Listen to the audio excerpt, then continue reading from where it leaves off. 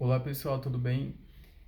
Hoje eu vou falar sobre a parte do CSS do meu projeto. Então, como eu falei, o CSS ele é responsável pela estilização do site. Não só a estilização, mas ele serve para várias coisas. Por exemplo, o comportamento do site quando ele for, o usuário abrir ele, por exemplo, no celular. Ele vai se, Você pode definir o comportamento para ele se adaptar ao tamanho da tela, né, que é menor do que o notebook. Então, você também consegue definir o tamanho da margem, tipo de fonte. Então, existe várias configurações no CSS e eu vou mostrar para vocês alguns parâmetros que eu usei, alguns no CSS. Então, espero que vocês gostem. Então, pessoal, essa é a página, né, do CSS. Como eu falei, o CSS, ele que dá toda a estilização, não só isso. Você consegue também definir o tamanho de tela, por exemplo. É aqui. Essa propriedade aqui, Media On Screen, é quando o site é aberto, por exemplo, em diferentes dispositivos. Então, eu defini que quando ele for, é, quando a tela, né, tiver um tamanho máximo de 600 pixels, ele vai se comportar dessa forma. Então, eu adaptei à tela do meu celular, no caso. Existe cinco tamanhos de telas diferentes. Existe para desktop, existe para TV Smart, existe para smartphones, existe para tablets. Então, são uma propriedade responsiva. Um site responsivo é aquele site que se adapta a diferentes tamanhos de tela. E o CSS ele é composto pelo elemento, a propriedade e o valor da propriedade. Existe N propriedades. Você pode chamar ele pelo elemento HTML, o seletor. Você pode chamar ele pela classe.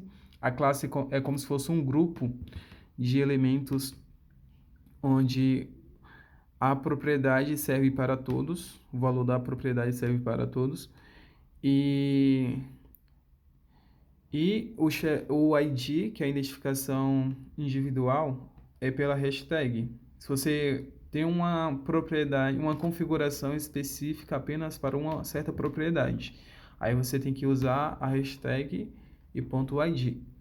Aí você define isso aqui no HTML. Por exemplo, aqui temos o ID, por exemplo. Esse é o ID, que é a identificação única. E aqui é a classe. Então, como vocês podem ver, a classe, o grupo possui o mesmo nome. Já o ID não, o ID ele é único. No caso aqui é só name, open name. E o CSS, aí eu vou abrir aqui. No Google tem uma função onde você pode visualizar os elementos em si. Então, essa parte central seria, por exemplo, o elemento em si, o padding, que é a distância entre o elemento e a borda. Aí tem a borda, que é essa parte aqui. Essa é a borda. E tem a margem. A margem seria a distância da borda até a próxima borda, do próximo elemento. No caso, o elemento pai desse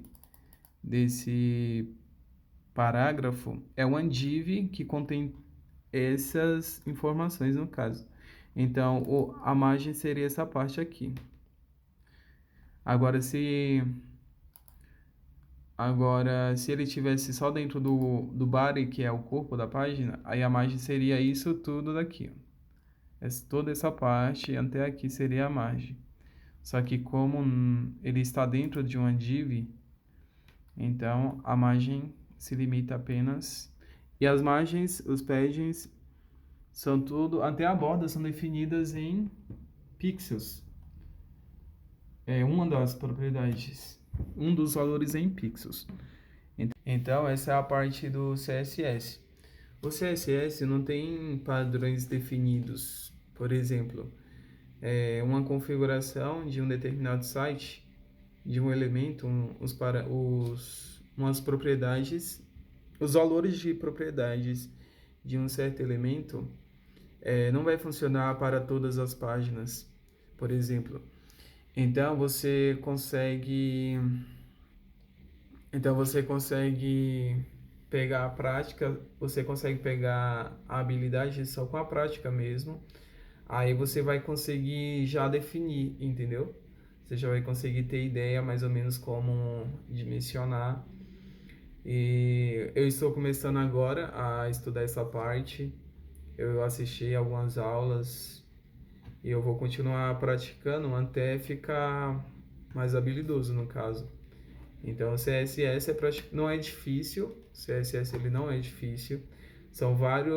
Tem vários elementos, tem várias propriedades e você só vai conseguir usar as propriedades corretas de forma correta se você praticar, entendeu?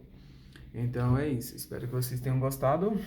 E no próximo vídeo eu vou falar sobre a parte do JavaScript, que é a parte mais complexa porque tem a parte de programação, lógica de programação, entendeu?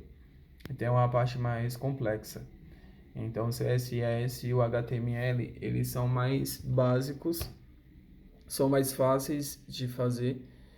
Agora o JavaScript ele é mais difícil, é muito mais, tem muita, tem muito detalhe, você tem que desenvolver a sua lógica de programação. E é isso. No próximo eu mostro para vocês. Obrigado pelo carinho, pela atenção.